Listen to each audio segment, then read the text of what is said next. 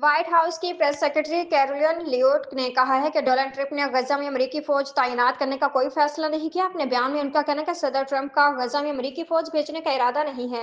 सदर ट्रंप खत्े में इस्तेहकाम के लिए गजा की तामीर में अमेरिका की शमूलियत जरूरी समझते हैं। व्हाइट हाउस की प्रेस सेक्रेटरी कैरोलिन लियोट ने सहाफियों को बताया कि ट्रंप का मानना है कि अमेरिका को खत्े में इस्तेहकाम को यकीनी बनाने के लिए गजा की तामीर में शामिल होना चाहिए।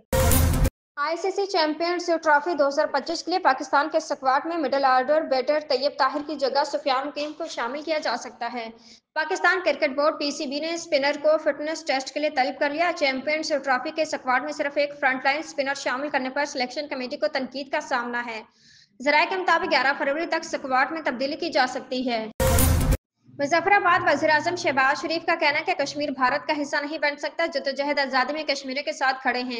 भारत 5 अगस्त 2019 की सोच से बाहर निकले और मसला कश्मीर पर बामायनी और नतीजा-खेज मुज़ाकरात करे। वज़ीर-ए-आज़म शहबाज शरीफ का यौम यकजहती कश्मीर के मौके पर आज़ाद जम्मू कश्मीर के कानून साज असम्बली के खसूसी इजलास से खिताब में कहना था कि हुकूमत और 24 करोड़ अवाम की तरफ से कश्मीरियों से इज़हार यकजहती के लिए यहाँ हाजिर हुआ हूँ। आज़ाद जम्मू कश्मीर कानून साज असम्बली से खिताब मेरे लिए बाइस एजाज़ है।